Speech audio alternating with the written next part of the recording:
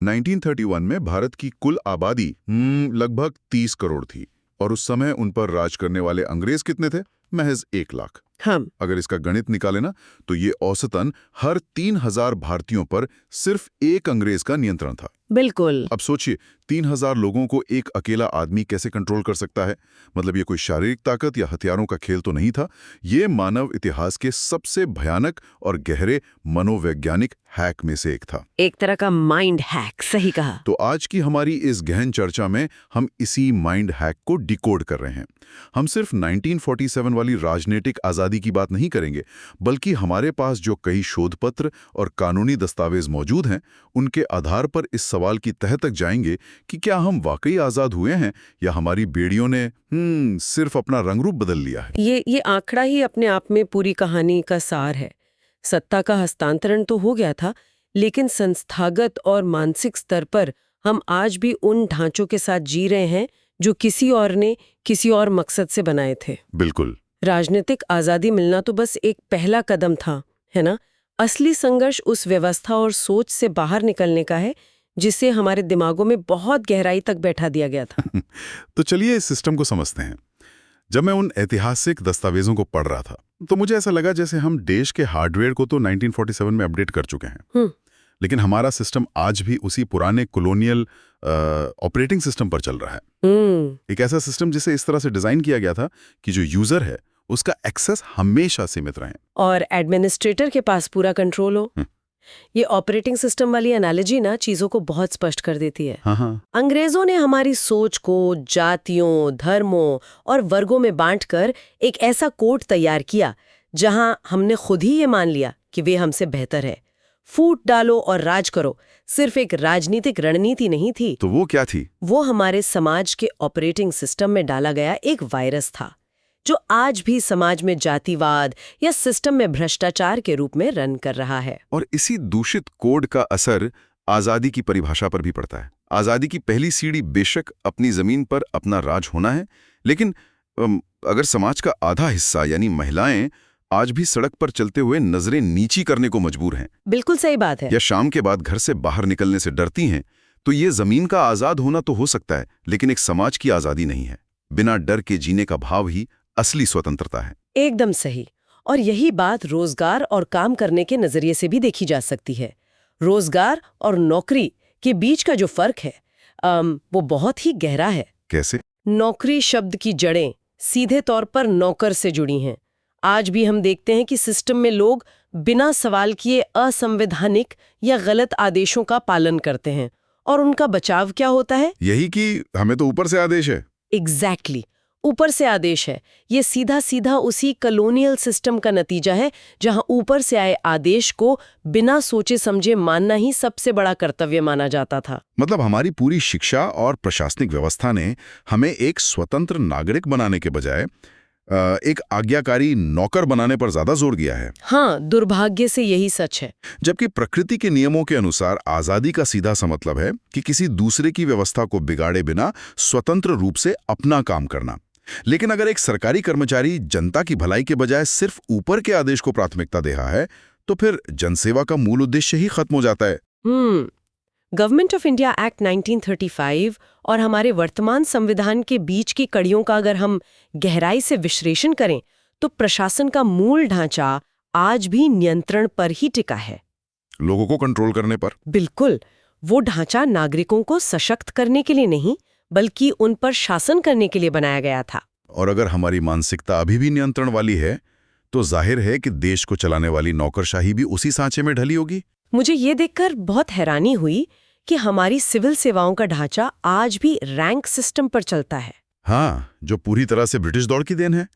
विकसित देशों में जैसे अमेरिका में पोजीशन सिस्टम काम करता है। अच्छा, दोनों में क्या फर्क है? वहां महत्व इस बात का होता है कि आप वर्तमान में किस पद पर हैं और क्या काम कर रहे हैं, आपकी विशेषज्ञता क्या है। लेकिन ये जो रैंक सिस्टम है ना, इसमें एक बार जब आप किसी विशेष सेवा में आ गए तो आपकी श्रेष्ठता जीवन भर के लिए तय हो गई, चाहे आपका प्रदर्शन कैसा भी हो। बिल्कुल, ये सीधा उस दौर से आता है जब इंपीरियल सेवाओं में अंग्रेज होते थे और प्रोविंशियल सेवाओं में भारतीय। ये पहले से ही तय कर दिया जाता था कि एक वर्ग हमेशा दूसरे से ऊपर रहेगा। मतलब प्रतिभा से ज्यादा महत्व उस ठप्पे का हो गया जो एंट्री के समय लगा दिया गया था। सही कहा। और भर्ती की प्रक्रिया भी तो इसी सोच को दिखाती है। आज हम एक ऐसे युग में हैं जहां आर्टिफिशियल इंटेलिजेंस, साइबर सिक्योरिटी, पर्यावरण जैसी जटिल चीजें आ गई हैं। इन क्षेत्रों में विशेषज्ञों की सख्त जरूरत है। लेकिन हमारा सिस्टम आज भी लिबरल एजुकेशन यानी एक सामान्य शिक्षा वाले व्यक्ति को हर विभाग का प्रमुख बना देता है। और लैटरल एंट्री के जरिए बाहर से विशेषज्ञों को लाने की जो भी कोशिश होती है उसे पुराने नियमों का हवाला देकर अक्सर रोक दिया जाता है। लाल पिताशाही के नाम पर। हाँ, ये व्यवस्था अधिकारियों को एक बेहद सुरक्षित घेरे में रखती है जहां वे विशेषज्ञता के बिना भी शीर्ष पर बने रह सकते हैं। उन्हें बहुत अधिक नौकरी की सुरक्षा दी जाती है। और जब किसी को ये पता हो कि खराब प्रदर्शन के बावजूद उसे हटाना लगभग नामुमकिन है तो जवाबदेही तो अपने आप खत्म हो जाएगी। बिल्कुल, ये अत्यधिक सुरक्षा पूरे सिस्टम को अकुशल और धीमा बना देती है। पर मैं यहाँ एक बात पर थोड़ा चुनौती देना चाहूंगा। हाँ, बताइए। प्रशासन को निष्पक्ष रखने के लिए रूटीन ट्रांसफर यानी अधिकारियों के हर 3 साल में तबादले की नीति को एक बहुत बड़े हथियार के रूप में देखा जाता है। क्या ट्रांसफर होना जरूरी नहीं है? ये एक आम धारणा है। क्योंकि अगर कोई अधिकारी एक ही जगह पर लंबे समय तक रहेगा तो क्या वहां उसके स्थानीय लोगों से साठगांठ करने या भ्रष्टाचार पनपने का खतरा नहीं बढ़ेगा? यहाँ जो बात सबसे दिलचस्प है ना, वो ये है कि भ्रष्टाचार रोकने के नाम पर जो सिस्टम हम चला रहे हैं उसका मूल उद्देश्य कुछ और ही था। क्या था? विकसित देशों में ऐसा रूटीन ट्रांसफर का कोई सिस्टम नहीं होता। वहां माना जाता है कि अधिकारी जितना ज्यादा समय जनता के बीच गुजारेगा वो स्थानीय समस्याओं को उतनी गहराई से समझेगा। तो फिर हमारे यहाँ ये सिस्टम क्यों है? ब्रिटिश काल में ट्रांसफर इसलिए अनिवार्य थे ताकि कोई भी अंग्रेज अधिकारी किसी एक जगह के भारतीयों के साथ घुल मिल ना जाए। उनके अंदर स्थानीय लोगों के प्रति सहानुभूति न पैदा हो जाए। उन्हें जनता से काट कर रखना ही मुख्य मकसद था। ये तो सच में दिमाग खोल देने वाली बात है। मतलब जिस चीज को हम आज निष्पक्षता का अचूक टूल मानकर गर्व करते हैं वो असल में अधिकारियों को जनता से दूर रखने का एक कॉलोनियल टूल था। बिल्कुल, और इसका नुकसान आज भी जमीनी स्तर पर हो रहा है। लगातार ट्रांसफर के डर से कोई भी अधिकारी किसी नई जगह की समस्याओं को समझने में अपनी ऊर्जा निवेश नहीं करना चाहता। वो बस अपना कार्यकाल बिना किसी विवाद के निकालना चाहते हैं। हाँ, जिसका सीधा असर लंबे समय के विकास पर पड़ता है। ऊंची तनख्वाहें, रुतबा और जनता से ये दूरी नौकरशाही को आम आदमी की समस्याओं से पूरी तरह अलग थलग कर देती है। मुझे लगता है कि ये दूरी सिर्फ फाइलों तक सीमित नहीं है, ये एक बहुत गहरी सांस्कृतिक खाई भी है। हम अपनी सफलता को आज भी दूसरे के चश्मे से देख रहे हैं। कॉन्वेंट स्कूल, अंग्रेजी भाषा, ये सब आज भी हमारे यहाँ ज्ञान और ऊंचे स्टेटस का परम पैमाना है। इस सांस्कृतिक उपनिवेशवाद ने हमारी मौलिक सोच को बहुत नुकसान पहुंचाया है और वैश्वीकरण ने इस कॉलोनियल हैंगओवर को और भी ज्यादा गहरा कर दिया है। मतलब पश्चिम की हर चीज को आधुनिक और श्रेष्ठ मान लेना। हाँ, और अपनी जड़ों से जुड़ी हर चीज को पुराना या पिछड़ा हुआ मान लेना। लेकिन एक मिनट, क्या हम यहाँ थोड़ी अतिशौक्ति नहीं कर रहे हैं? अंग्रेजी बोलना या पश्चिमी तरीके से काम करना आज के दौर में महज एक व्यवहारिक जरूरत नहीं है क्या? ये सवाल अक्सर उठता है। क्योंकि अगर मुझे दुनिया के साथ व्यापार करना है, कोडिंग करनी है या ग्लोबल इकोनॉमी का हिस्सा बनना है तो मुझे अंग्रेजी तो आनी ही चाहिए। क्या हम प्रैक्टिकल ग्लोबलाइजेशन को गलती से मानसिक गुलामी तो नहीं मान रहे? देखिए, एक बहुत ही बारीक और ज़रूरी अंतर है जिससे समझना होगा। भाषा या तकनीक को एक टूल या उपकरण की तरह इस्तेमाल करना वैश्वीकरण है, उसमें कोई बुराई नहीं है। लेकिन अपनी मातृभाषा बोलने में झिझक या शर्म महसूस करना और टूटी फूटी अंग्रेजी बोलने में भी सुपीरियॉरिटी महसूस करना, वो मानसिक गुलामी है। अच्छा, जब वो स्टेटस सिंबल बन जाए। एग्जैक्टली। जब अंग्रेजी सिर्फ बात करने का माध्यम न रहकर आपकी बुद्धिमत्ता तय करने का पैमाना बन जाए, तब वो एक टूल नहीं रहता, वो सांस्कृतिक उपनिवेशवाद का रूप ले लेता है। ये अंतर वाकई बहुत स्पष्ट है। टूल का इस्तेमाल करना अलग बात है और उस टूल का गुलाम बन जाना बिल्कुल अलग बात। और ये हैंगओवर है, ये हमारी कला और सिनेमा में भी साफ झलकता है। बॉलीवुड में लंबे समय तक यह माना जाता रहा कि अगर फिल्म में विदेशी लोकेशंस हैं, पश्चिमी जीवन शैली है, तभी वो फिल्म क्लासी है। और वास्तुकला को ही देख लीजिए, हमारी अपनी जलवायु और पर्यावरण के अनुकूल डिजाइनों को छोड़कर हमने शहरों में ऐसे पश्चिमी डिजाइनों वाले कांच के घर और इमारतें बना ली जो यहाँ की गर्मी के बिल्कुल विपरीत है। और फिर उन्हें ठंडा रखने के लिए हम बेतहाशा बिजली खर्च कर रहे हैं। हाँ, और फैशन में भी यही हो रहा है। शादियों में पश्चिमी गाउन और ब्रांडेड विदेशी कपड़ों के प्रति एक अलग ही दीवानगी दिखती है। पारंपरिक साड़ी या हमारे हैंडलूम को रोजमर्रा की जिंदगी से लगभग बाहर कर दिया गया है। जब कोई समाज अपने परिधान और अपनी भाषा को खुद ही खारिज करने लगे तो उसे मानसिक रूप से नियंत्रित करना बहुत आसान हो जाता है। सही कहा। लेकिन ऐसा लगता है कि अब ये नैरेटिव थोड़ा बदल रहा है। हम पूरी तरह से इस हैंगओवर में नहीं डूबे हैं। हाँ, बदलाव तो आ रहा है। बहुत बड़ा उदाहरण है। इसमें पश्चिमी डिजाइनों की नकल करने के बजाय अशोक चक्र, सारनाथ के सिंह और कमल जैसे भारतीय प्रतीकों का बहुत ही गर्व के साथ प्रयोग किया गया है। और फैशन में भी खादी, हैंडलूम और कांचीवरम जैसे परिधान अब सिर्फ सरकारी दफ्तरों तक सीमित नहीं है, वे वैश्विक मंचों पर अपनी जगह बना रहे हैं। ये सांस्कृतिक आज़ादी की ओर बढ़ता हुआ एक सकारात्मक कदम है। ये बदलाव बहुत जरूरी है, क्योंकि जब आप अपनी संस्कृति का सम्मान करते हैं तभी आप उस मनोवैज्ञानिक हैक से बाहर आ पाते हैं। बिल्कुल, लेकिन अगर हम मानसिक और सांस्कृतिक गुलामी को तोड़ भी लें तो अंत में बात हमारे कानूनी ढांचे पर आकर टिक जाती है, क्योंकि वही तय करता है कि एक नागरिक के तौर पर हमारी वास्तविक सीमाएं क्या हैं। हाँ, इन बेड़ियों से बाहर निकलने का सबसे बड़ा रास्ता हमारा संविधान और उसमें दिए गए मौलिक अधिकार हैं। लेकिन जब हम मौजूदा कानूनी ढांचे को देखते हैं तो वहां भी एक विरोधाभास दिखता है। ये विरोधाभास बहुत जटिल है। एक तरफ हमारे पास संविधान का भाग 3 है जो हमें मौलिक अधिकारों के जरिए आगे ले जाना चाहता है, और दूसरी तरफ औपनिवेशिक दौर के ऐसे कानून हैं जो हमें पीछे खींचते हैं। राजद्रोह कानून या सेडिशन लॉ इसका सबसे बड़ा उदाहरण है। 1870 में ब्रिटिश सरकार ने आईपीसी की धारा 124A, जिसे अब भारतीय न्याय संहिता की धारा 147 कर दिया गया है, उसे लागू किया था। और इसका इतिहास तो सभी को पता है। इसका मुख्य मकसद उस समय गांधी जी और बाल गंगाधर तिलक जैसे नेताओं की आवाज को दबाना था।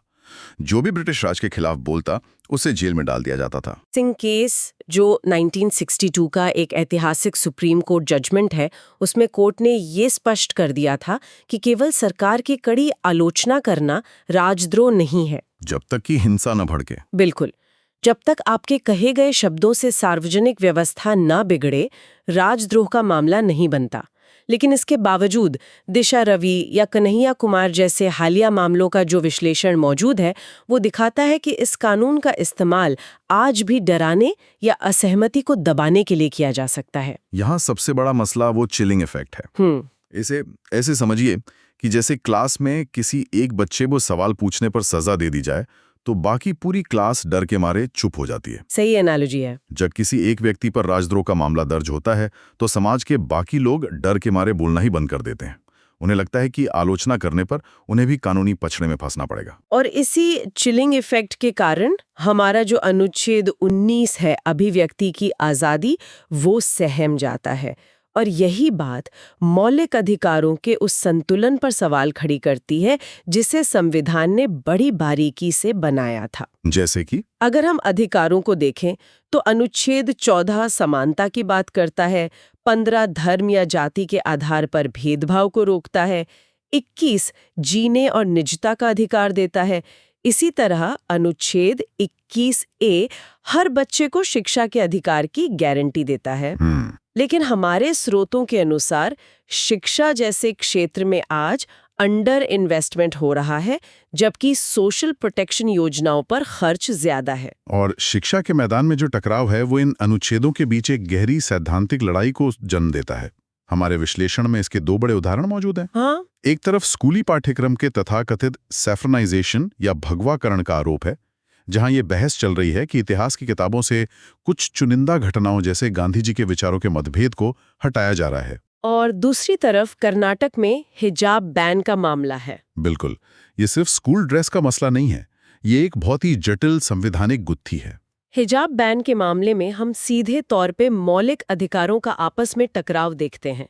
जब मामला सुप्रीम कोर्ट पहुंचा तो जजों के बीच जो स्प्लिट वर्डिक्ट या खंडित फैसला आया, वो इसी बात का प्रमाण है कि ये मुद्दा कितना पेचीदा है। तो इसमें दोनों पक्ष क्या कहते हैं? एक दृष्टिकोण ये कहता है कि स्कूल एक धर्मनिरपेक्ष जगह है, इसलिए वहां अनुच्छेद 14 यानी समानता के तहत एक समान ड्रेस कोड होना चाहिए ताकि छात्रों के बीच कोई धार्मिक या आर्थिक भेदभाव न दिखे। और जो दूसरा दृष्टिकोण है वो ये है कि जब आप किसी छात्रा को कक्षा में हिजाब पहनने से रोकते हैं तो आप उसे शिक्षा प्राप्त करने और अपने धर्म के पालन के बीच किसी एक को चुनने पर मजबूर कर रहे हैं। बिल्कुल, ये सीधे तौर पे उसके शिक्षा के अधिकार यानी अनुच्छेद 21A, उसकी अभिव्यक्ति की आज़ादी यानी अनुच्छेद 19 और धन के आधार पर भेदभाव से बचाव यानी अनुच्छेद 15 का सीधा उल्लंघन हो सकता है।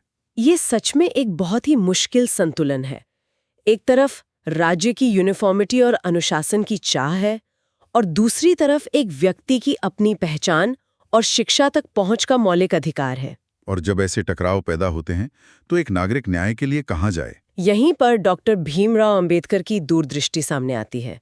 उन्होंने अनुच्छेद 32 को संविधान का हृदय और आत्मा कहा था। Heart and soul. हाँ, अनुच्छेद 32 नागरिकों को ये अधिकार देता है कि अगर उनके किसी भी मौलिक अधिकार का हनन हो रहा है तो वे सीधे सुप्रीम कोर्ट का दरवाजा खटखटा सकते हैं।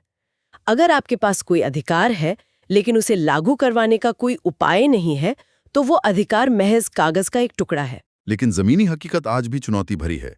एक तरफ संविधान हमें इतनी आज़ादी देता है और दूसरी तरफ यूएपीए और एनएसए जैसे सख्त कानून भी मौजूद हैं जो व्यक्तिगत स्वतंत्रता को काफी हद तक सीमित कर सकते हैं। राष्ट्रीय सुरक्षा की जरूरत और व्यक्तिगत स्वतंत्रता के बीच की ये लकीर बहुत ही बारीक है और इस लकीर को बनाए रखने की जिम्मेदारी सिर्फ न्यायपालिका की नहीं है, एक जागरूक नागरिक के तौर पर हमारी भी है। बिल्कुल। जब तक नागरिक अपने इन अधिकारों को गहराई से नहीं समझेंगे वे इनका बचाव नहीं कर पाएंगे।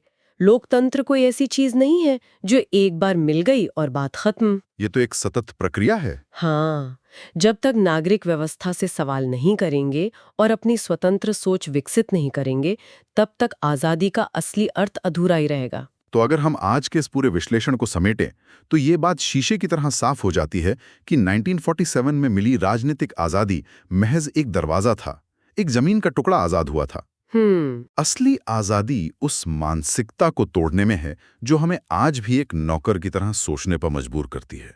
ये हमारी नौकरशाही को औपनिवेशिक ढांचे से निकालकर जनता के प्रति जवाबदेह बनाने में है और पश्चिम के साये से निकलकर अपनी भाषा और अपनी संस्कृति पर गर्व करने में है। बिल्कुल।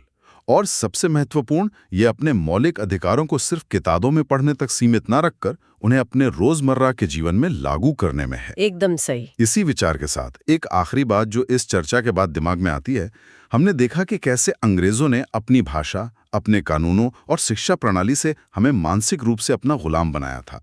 लेकिन जरा आज के परिदृश्य के बारे में सोचिए। मतलब आज के डिजिटल युग के बारे में। हाँ, आज के इस डिजिटल युग में जहां हमारी पसंद, हमारे विचार, हम क्या खरीदते हैं, यहां तक कि हमारा ध्यान विदेशी टेक कंपनियों के बनाए गए एल्गोरिथम द्वारा हर सेकंड मॉनिटर और नियंत्रित हो रहा है। ये बहुत ही डरावना सच है। तो क्या हम जाने अनजाने में मानसिक गुलामी के एक नए अदृश्य डिजिटल दौर में प्रवेश नहीं कर चुके हैं?